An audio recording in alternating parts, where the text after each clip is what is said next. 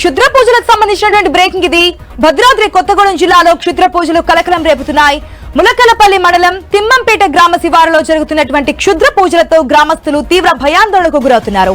ప్రధాన రహదారిపై వెళ్లేందుకు కూడా భయపడిపోతున్నారు. ఈ ప్రాంతంలో ఇలాంటి క్షుద్ర పూజలు జరగడం ఇది రెండోసారి. ఇలాంటి అమానుష చర్యలకు పాల్పడుతున్న వారిపై తగు చర్యలు తీసుకోవాలని గ్రామస్తులు పోలీసులను కోరుతున్నారు.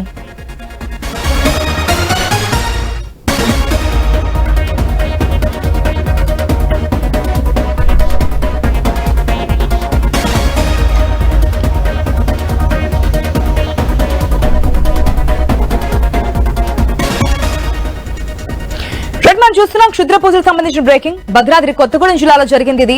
ములకలపల్లి మండలం తిమ్మంపేట గ్రామ శివారులో జరుగుతున్నాయి. ఇప్పటికీ ఇది రెండోసారి జరుగుతుందని చెప్తున్నారు. పూర్తి అప్డేట్స్ తెలుసుకుందాం మా ప్రతినిధి నవీన్ ద్వారా.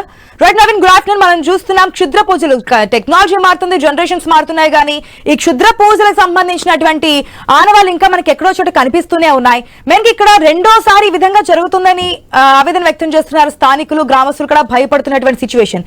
ఎవరు చేస్తున్నారు ఏంటనే డీటెయిల్స్ తెలుస్తున్నాయి. గ్రామస్తులు ఎవరి మీద అనుమానం వ్యక్తం చేస్తున్నారా?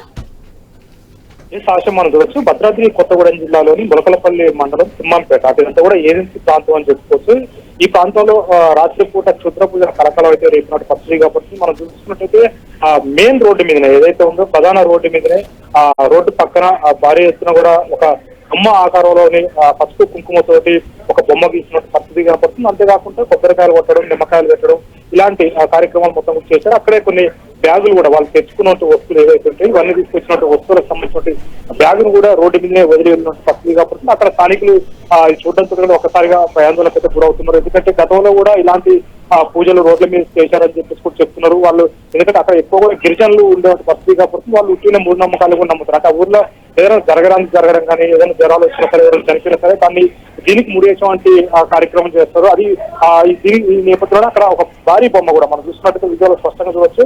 ఒక బొమ్మ ఆకారం, అంటే బొమ్మ ఆకారంగా అక్కడ పసుపు కుంకుమతో వేసినట్టు పరిస్థితి కాబట్టి చుట్టూ నిమ్మకాయలు పెట్టడం, అంతే కొబ్బరికాయలు కొట్టి పడేయడం, అక్కడ కొన్ని కవర్లు కూడా వదిలేసి వెళ్ళినట్టు పరిస్థితి కాబట్టి అంతేకాకుండా అక్కడ ఏదో నల్లకోళ్లు పోసినట్టు ఆనవాళ్ళు కూడా ఉన్నటువంటి పరిస్థితి కాకపోతుంది. ఇప్పటికే పోలీసులు అయితే అక్కడ చేరుకున్నారు. పూర్తి స్థాయి కూడా దాని మీద విచారణ కూడా చేస్తున్నారు. కేసు కూడా నమోదు చేశారు. అంటే వాళ్ళకి అవగాహన తెచ్చేటువంటి ప్రయత్నం కూడా చేస్తున్నారు. ఎందుకంటే ఇలాంటి అన్ని కూడా మూఢనమ్మకాలు, ఏమి నమ్మకూడదు, ఏం కాదు అని చెప్పేసి కూడా వాళ్ళకు మనోరథ ధైర్యం చెప్పే పరిస్థితి కూడా అక్కడైతే పోలీసులు చేస్తున్నట్టు పరిస్థితి కాబట్టి ఇప్పటికే పోలీసులకు సంబంధించిన కళా బృందాలతో కూడా అక్కడ కొన్ని అవగాహన సంబంధించిన కార్యక్రమాలు నిర్వహిస్తామని చెప్పేసి కూడా ములకలపల్లి పోలీసులు అయితే చెప్తున్నారు. ఇక్కడంటే ప్రధానంగా అక్కడ తిమ్మంపేట సంబంధించిన గిరిజనులు కూడా ఎక్కువ ఉన్నటువంటి పరిస్థితి ఇక్కడ ఉంది. లేకపోతే కావాలని కొంతమంది ఏదైనా చేశారా, లేకపోతే ఆకతాయిల పైన, లేకపోతే కావాలని ఎవరన్నా ప్రతి మూడు నమ్మకాలతో చేశారని దాని మీద కూడా పోలీసులు అయితే ఆరోపిస్తున్నారు. సమీపంలో ఉన్నటువంటి సీసీ కెమెరాలు, అంటే ఎవరు ఇటువైపు ఈ మార్గం నుంచి వచ్చారు ప్రధాన రహదారి దగ్గర ఇంత తేలిగ్గా పెట్టారు. ఎందుకంటే ఖచ్చితంగా వాహనాలు 24 గంటల పాటు ఏదో ఒకటి వాహనం పోయి ఉంటే ఆ రోడ్ అది ప్రధాన రోడ్ అని చెప్పుకోవచ్చు. ఆంధ్రకి